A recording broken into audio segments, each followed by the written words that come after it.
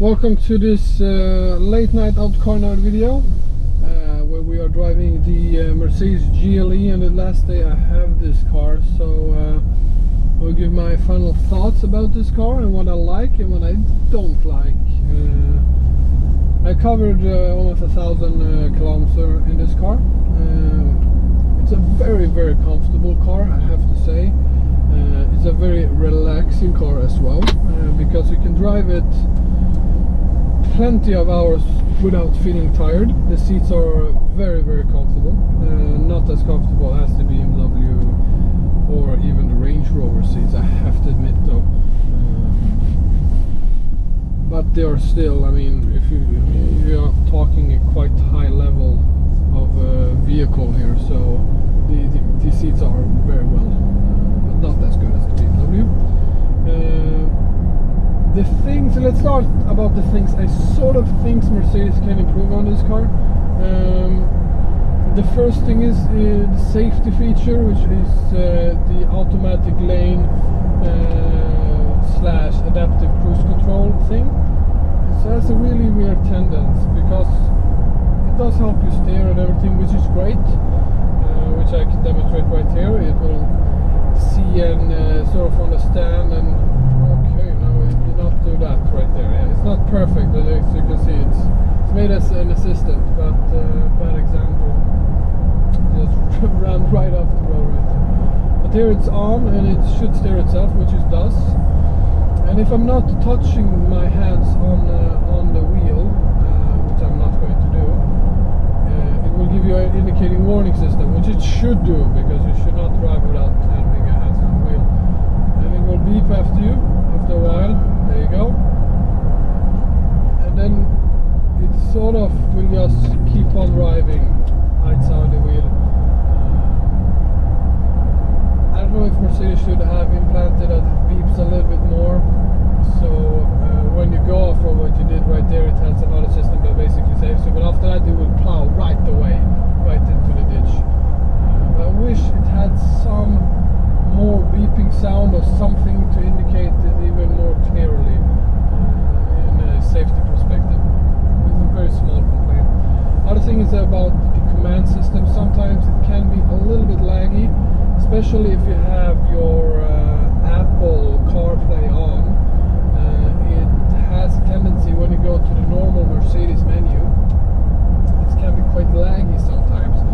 For example, you will have weird things, but that thing can also be improved.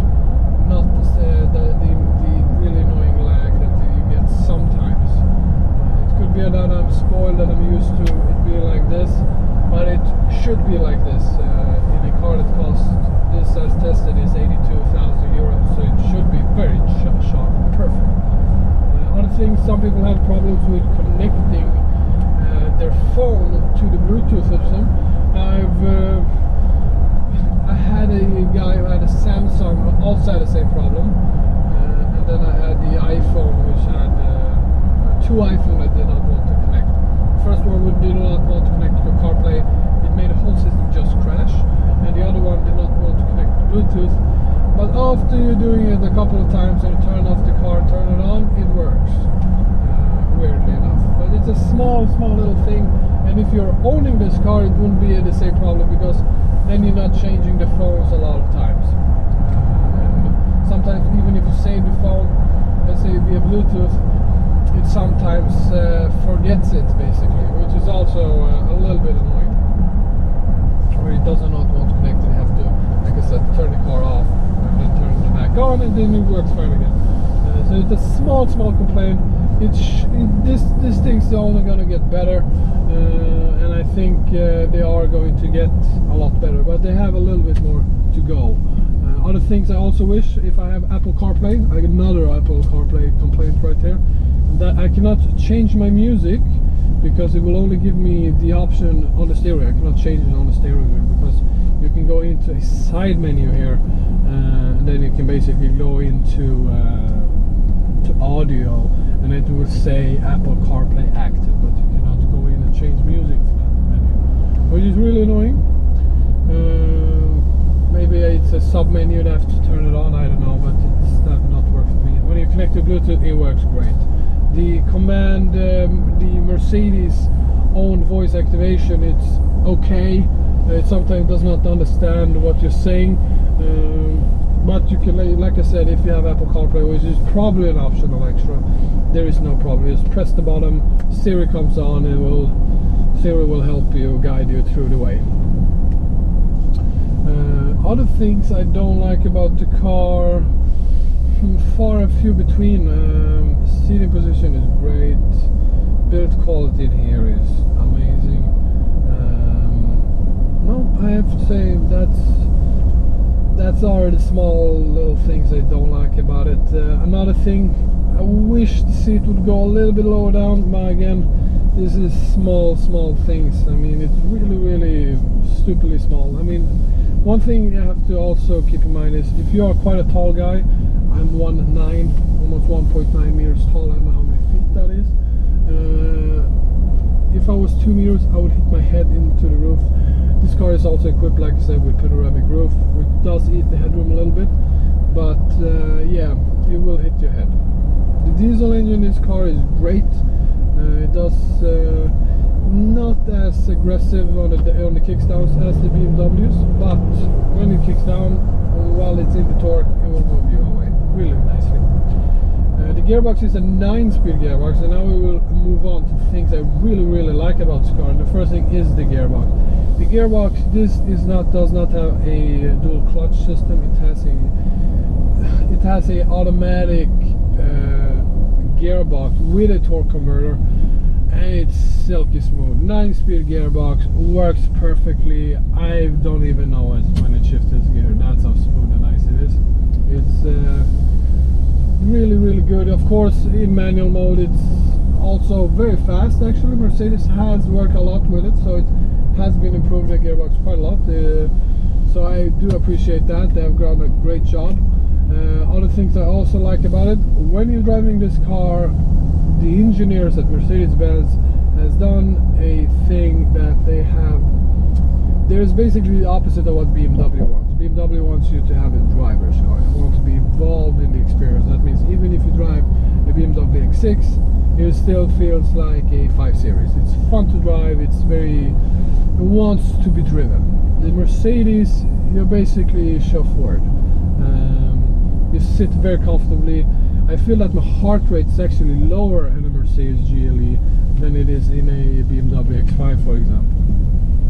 And the engineers have done it to when you get inside a car, it's your own little cocoon of luxury. Just in here, it's chilling, relaxing, enjoying, and you really need that. I mean, sometimes in life you have very stressful things to have to do. You get in the car and you can breathe, listen to the beautiful sound system, and just relaxing. And the car will travel you along in comfort and luxury, which is great. Another thing I really like about this car, especially the GLE Coupe, yes, it's almost 90,000 euros or 9,000 euros more expensive than equivalent normal GLE. It looks great. I really like the look of this car. It looks very bulky. It looks like a bodybuilder want to punch you in the face in a good way. It looks, I think, really cool. The standard equipment is also very well. You don't have to put $1 zillion in it to make it a good car. You do get quite a lot of standard equipment that is great. Other things I like, this is an optional extra that you can change to sport, comfort, and so on and so forth. You have the individual setting, which is most cars has, but you can change it to eco mode, and actually eco mode works great because it will actually make the car coast and so on and so forth. And I realized actually you can get up to 1 to 2 liters better in fuel economy that way. The only downside with the eco, sometimes it will make a very aggressive gear shift. For example, if you're 7th gear, it does coast and then went back to 7th, it might sometimes hit really hard, but it's maybe happened 5 times over the last 1,000 kilometers, so it's not very often. Options that I think you should also get with this car is the panoramic sunroof. It does open up the cabin a little bit more. This car is a very big car, but the windows are not really big in it, so it comfy, very tight and cozy. Some people even think it's claustrophobic, but yeah, if you give the panoramic roof a chance, it will open up the interior even more, and you get that even nicer feeling, because you look up and you have beautiful sky, and a nice night you can look at the stars. It's just get it. It's, I don't know how much it is, but just get it. If you're buying this car new, don't forget the panoramic sunroof. The best thing is hot outside. You put the AC on, and bam, open it up. It's a nice feeling. And when you're selling the car, it will probably get an easier way to sell it. Other options that is really cool, I think the AMG package makes the car a little bit nicer, especially in the exterior department. You get nicer rims, beautiful body kit, or the front fenders and the side and the back from the AMG line, which I think makes the car even more aggressive. The interior package, the AMG interior package, makes this beautiful 3-spoken steering wheel with a flat bottom, which I absolutely adore. It's a must-have also. I personally think that if you're speccing this car. And of course, last but not least, the ambient lighting. I think it's $500 or $600, but it makes the car so much nicer. You have it under the door pillows right here, and it makes the car, when driving at night, look like a strip club in a good way. So really love it. It's very classy, it's very elegant, and you can choose between 3 different colors. I think white, orange and blue. Makes the interior much nicer traveling at night. It's, like I said previously, it's such a smooth car, just traveling along and just enjoying. That's what the word is, enjoying. It's perfect. It's the way this car makes you feel is quite unbelievable, and that's why I really like these big SUVs, because you really feel great in them. You sit high up. Some people that are very sensitive get car sick quite easily. They don't in an SUV for some reason. It's something about sitting high up. You're so well insulated in here. It's magnificent.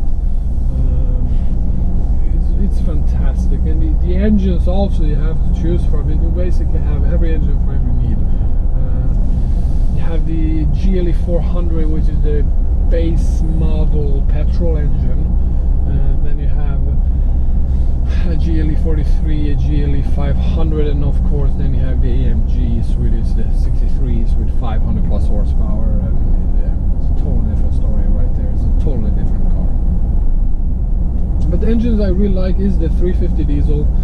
Now, like I said previously, diesels are sort of having a hard time, and I think they're only getting get harder. But this engine fits the car so perfectly, because it's just there in the background, and when you need it, it's there. But it's not interrupting the driving experience. It's not sound loud. It's just there. It's a nice little background thing. Other engine that I really like is GLE 43 AMG. 390 horsepower, almost 400 horsepower, and that engine is great because you get fuel economy and performance. So that engine is definite great engine, but it's a much different character altogether than these. That's a little bit high revving. It makes all kind of sounds. So it's kind of cool. Now overall, I'm actually pleasantly surprised of the GLE. I did not thought I would like it as much as I did.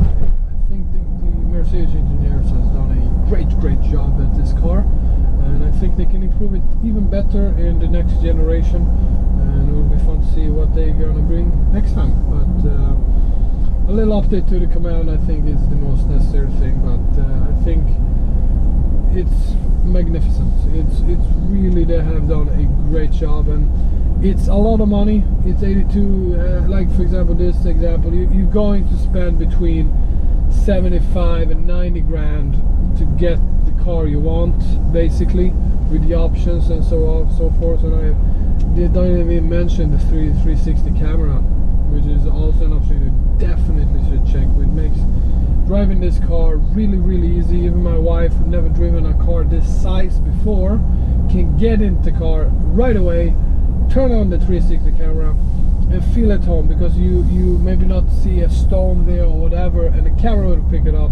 It's easy. You can park it really simple.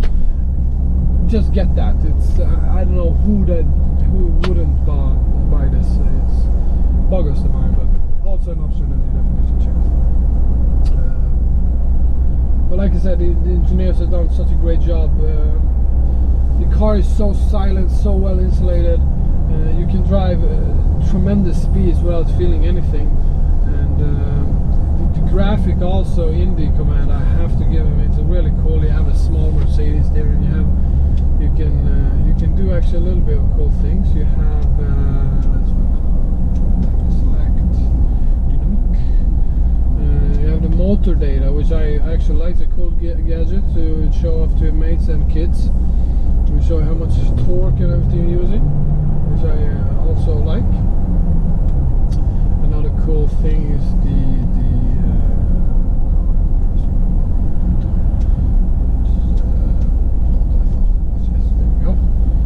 this is a cool thing having, you can see how much throttle you're using, the angle, where the power is going, how the air suspension is working, where they're pushing the hydraulic oil. All of those cool things. I think even the G meter. So yeah, great little cool thing also, which I think they added. And I love the graphic. Really cool graphic. I think it will be so fantastically cool if you can program it to be your car. That means that if you have a black car with a white interior, and let's say these specific AMG rims, or the rims of you're choosing, that this would be come on the screen. That would be like really over the top, like wow, look at that, individually choosing. But then also you have a problem if you change your wheels and so on and so forth. But it's a cool thing that would be cool that Mercedes maybe implement that, because I think a lot of people would like it. When it comes to driving experience on the sportier side, also pleasantly surprised at how well the car does behave. But this is a 2+ ton car, and this car does definitely not hide its weight. It feels heavy, it is heavy, it eats the road with its big magnificentness.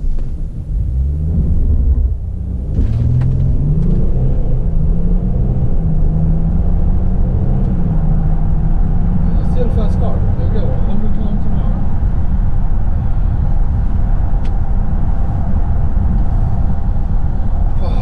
Such a fantastic machine. But it does wobble along. Even in the sportier setting, it's like the Bmw X5 in the most comfortable setting. So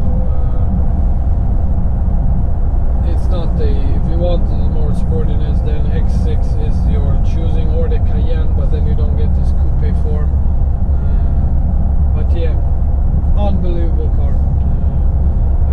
I'm really pleasantly surprised, like I said. I really enjoy this car. Maybe a GLE 63 might be on the bucket list now. Of course, want to own and want to drive. So I really hope to enjoy this type of videos. Don't forget to check out the other GLE videos that's over in the description. As you all can see, I think a review of the X5, and I think some others. You can check the link down below to see that. Another thing that I will mention before I end is, if you want a car that's comfortable, nice, make you cruising along, and just want to chill, then the GLE is for you. If you want the sporty version, sporty SUV, a really sporty type of experience, then the Bmw X6